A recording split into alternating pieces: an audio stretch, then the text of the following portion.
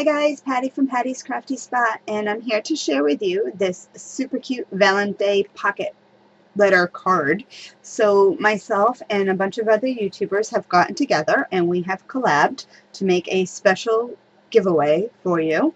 And what we are doing is everybody is creating a pocket card, and it'll be full of stash building goodies. So you will have 9 different little pocket cards for you. So it is open internationally, but you must use a special code word in the comment section, and I will give you that code word later in the video. So in your comments, when you leave a comment, you must use the code word in there, and I will let you know what that is in the video.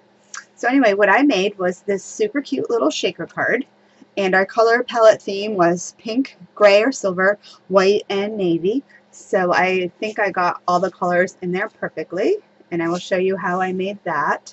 So what I used for the background image was part of the Rose Quartz by Prima note cards, and I went ahead and used those because these actually, other than the blue, every color I needed for the challenge was in there.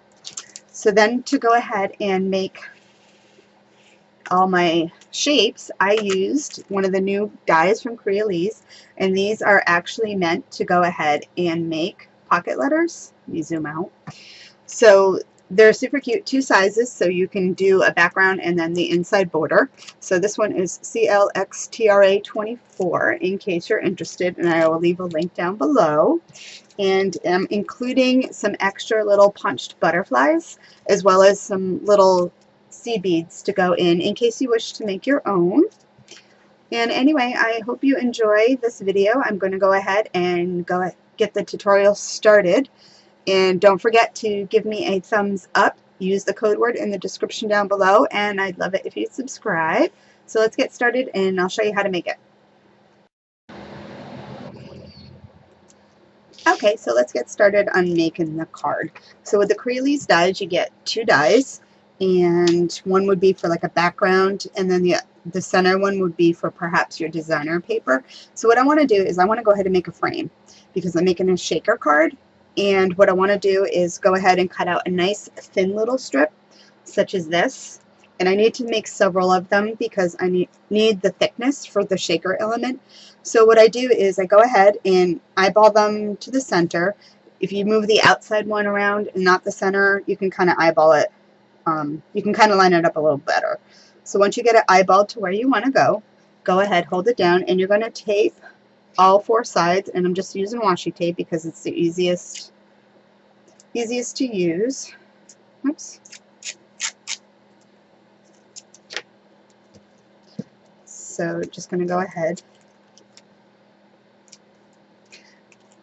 And if you want to make extras of these, so for my thing, for my shaker element, I'm going to do 9 to make the thickness, and then I also need 2 for the top, and then I'm also going to cut out extra just in case I make any mistakes along the way, just because you're never going to get those lined up again. So that's how I'm going to go ahead and make my frame. Alright, so let's go ahead and get started.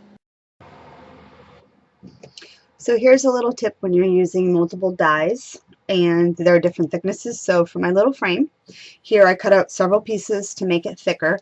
So what you want to do is, because the dies can shift and there are 2 individual dies, I went ahead and put washi tape all around to keep them exactly where I want them, and I put a little X at the top, so this will always be my top piece. And then what you do is when you set it down, just flip it over and draw another black line on the back. So when you cut out your frame, you're going to know where the top is on all the pieces, and then that way when you go ahead and glue all these little pieces together, they all line up exactly the same, just because they're 2 individual dies and you might have different thicknesses side to side. Anyway, that's a little hint, and I hope that helps. Okay, so as you can see, I cut this one out and I have my little line on the back. So then I just pop out my pieces. And then to get out in between, I just use my nail and just pop it out. And then you just keep going and adding until you get to the thickness that you want. So I use art glitter glue, and again, you can see the little dot. for your top, and then I just keep layering them up and gluing them on till I get where I want to be to make my cute little shaker. So when you're cutting your acetate sheet out, it's hard to see it, but the paper that it's used to protect the acetate sheets from each other, when you go to run it through your die cutting machine, actually use the protective sheets in between, because if you have any, if your plates have any scuff marks and stuff, obviously from cutting so much, your acetate is going to pick it up. So to protect it, go ahead and layer in some of the protective sheets before you cut it through. That way also you won't get any scratches, or I do have a lot of pieces of like shards of paper and stuff on here that seem to want to static themselves to the acetate sheet, and then when you go to wipe them off, they do have a tendency to scratch it. So just layer it up like that when you go to cut your acetate sheet, and it'll save you a lot of time. Okay, so now what I did was I cut out my image that I want to use for my background, and I glued my frame around to it. And then for my acetate sheet I cut out 2 of these to give it some sturdiness, and then I glued it onto my acetate sheet. Make sure when you're doing that, keep a piece of the protective sheet around so you can do it on that. That way you don't grab a bunch of stuff. So now what I'm going to do is figure out what I'm going to add for my shaker element and then glue this piece on. So I will be back in a moment. Okay, so now I'm going to go ahead and bring into my blue element into my shaker card. So what I did was I have a Martha Stewart punch with these butterflies. So I just punched out a bunch of the butterflies out of the blue color. And the camera's picking up a brighter blue, but it's really more of a royal blue, or duller than what the camera is showing.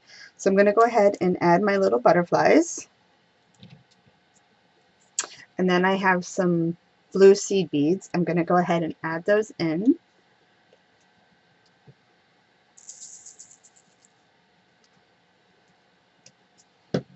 And then what I'm going to do is I'm going to go ahead and glue my top part on, and I'll be back after I do that, and I'll show you what it looks like once we do that part. Okay, so we're all complete. So what I did was I went ahead and I glued on my top acetate piece.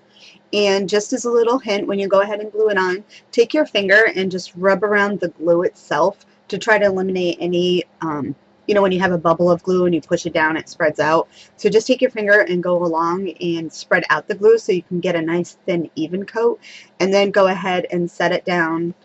And then when it's down, just kind of press down on it to try to get the glue, and then just keep working it a little bit.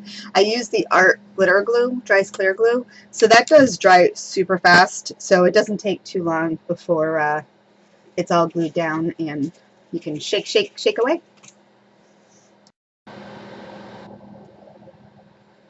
Okay, so I hope you enjoyed my little video tutorial. So your code word that you're going to need for this is going to be blue butterflies. So it doesn't have to be, it's not just butterflies, but go ahead and put blue butterflies, and that will be your code word in the description box. All right, so thank you so much for hopping along, and be sure to go ahead and check on the next video. Link will be down in the description box. And I hope you guys enjoyed it. All right, and until next time, guys, happy crafting. Bye.